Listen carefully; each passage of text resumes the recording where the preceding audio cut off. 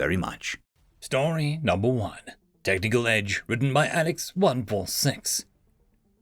It was called Survival of the Fittest. At least, that's what humanity called it. There are many species, each with a unique term to describe the same thing. However, unlike most intelligent beings capable of space travel, to the Ancroins, it wasn't just a term to describe a process of natural selection, but instead, it was a foreign policy. There have been many attempts by nations to resist the attacks by the Ancroin people, but for all their efforts, their sacrifices made, and their lives lost, there had never been a single successful defense against the Ancroins. As time passed, and as once great nations collapsed one by one, leaders of countless countries accepted that their fates were sealed as soon as they received a declaration of war. No one knew how or why the Ancroins first began their conquest to purge the galaxy of every other being. Those who knew the reason had long since been executed by the Emperor's infamous death squad, known for purging every last member of a species by any means possible. Humanity grew up and entered the galactic stage at this time. As Neil Armstrong delivered his famous speech on the surface of the moon, Ancroin infantry literally tore apart the appendages of defending Gulf forces on planet 4.5 light-years away. As the Perseverance rover and his drone friend landed on the red planet's dusty surface, the Ancroin Imperial battle fleet bombarded the last remaining planet still controlled by the Zubit, or Republic. When President Zachary Courier delivered a speech on the newly constructed Miami Interplanetary Spaceport as the world's first FTL-capable ship launched into orbit, no one in the galaxy took note of the fledgling species as empires turned to ashes. That was a mistake that would cause the Ancroins to beg for mercy at the feet of humanity. There was no astronomer on Earth who didn't note the craters, the ashes and smoke left behind as a result of the careless destruction of Ancroins and their crusade to purge the galaxy of any life form that wasn't theirs. Not when humanity was sending uncrewed ships to chart the galaxy. When they did, humanity saw what may be to come. Nations across Earth sent unmanned probes across the galaxy to find and retrieve any objects of note. The wreckage of battles centuries ago, the weapons left on planets that were bombed to oblivion, materials on wrecked structures, and everything else scattered in other star systems around the Sol system. Humanity's brightest worked on reverse engineering as much as possible, as soon as possible. One could perhaps call it the greatest research initiative in history. Mere decades later, humanity marveled at what they had created. That was when they noticed. It was a short and direct message, beamed by radio waves and delivered 30 years after the Ancroins sent the message. War was coming, but only one side was prepared for what was to come. At the CIA space station orbiting Europa, men and women were listening very closely to all activity within 20 light-years, or on average of 35 jumps between the furthest range at which the base could pick up a signal at Earth.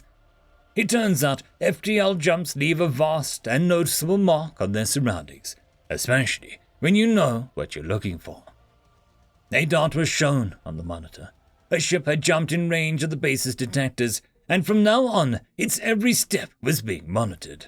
Soon, what was one single dot turned into 2, then 5, then an entire fleet of 100 ships could be seen approaching Earth. An operator recorded this new movement and passed it on to a very special building in Langley, 628.3 million kilometers away. The message from Europa was broadcast loud and clear to every military around the world. They had 5 months to prepare, and not a second would be wasted. In Japan, the Japan Space Self-Defense Force brand new Hakuin-class cruisers lifted off from a mountain base in an undisclosed location, joined by South Korean Gyeongsang-class fighters, and headed off to the edge of the solar system. U.S. Space Force carriers, destroyers, and a dozen auxiliary and support ships changed courses from their regular patrols. The British battleship HMS Sol powered up her Gauss cannons and turned away from the Royal Space Force spaceports. Humanity will make sure that this was a battle the enemy would never forget. Imperial Grand Admiral Umhor stood on the bridge of the First Fleet's dreadnought. Its interiors are now centuries old, yet its exterior stayed sparkling clean. If one were to inspect it from a distance, they might mistake the ships for a brand new one that had been started her maiden voyage. Never in all her years has she ever sustained any battle damage. Yet an impending feeling of doom plagued the back of Umhor's mind. Maybe he should sleep more often instead of partying with the crew every night. The jump towards, if you recalled correctly, the system of Sol went out without a hitch. Corvettes at the front powered up their blink engines and were quickly followed by the rest of the fleet. A human request for the fleet's surrender was broadcast by a radio wave and was ridiculed before being dismissed by Umhor. Then it happened all at once. Tulkins was on board one of the corvettes of the First Fleet. Like many other soldiers, he had done pretty well for themselves by the way of looting civilians once they landed on the planets. And this single-planet civilization inhabited by bipedal mammals with almost no physical bodily strength compared to themselves would have been easy money for everyone involved. At least, that's how it should have been. He had not noticed his hull heating up by an entire fleet of ships thousands of kilometers away, blasting focused gamma rays at every corvette that could be seen. When he did notice, however, a small hole had already penetrated the cabin. Hulkins scrambled to send a message to command, but it was already been too late. Seconds later, the cabin was met with a depressurized silence. The communications crew were panicking. 58 of the 60 corvettes had suddenly lost contact with the dreadnought. The ships didn't fall off the communication systems. It was that no one responded to any message. But before anyone could have figured it out, hundreds of Gauss cannons, railguns, missile launchers, autocannons, and artillery fired their payload towards the First Fleet, instantly detonating almost every ship that was left. Umhor desperately shouted for every ship to attack the enemy. But it was far too late before he realized that there were no more ships to respond to his command. To save himself, the Admiral ordered his dreadnought to turn back and fired up the blink engine. But the aging sub-FTL thrusters were nowhere near the capabilities of what humanity had to offer. A single missile hit its mark on the dreadnought's nuclear engines. The explosion lit up the emptiness of space. The Incroyans had never lost before. The Admiral of the German Space Force wondered how their Emperor must be feeling right now. But now is not the time to speculate. A war has still yet to be won. End of story. Story number 2. Pain Tolerance, written by nerdy white male.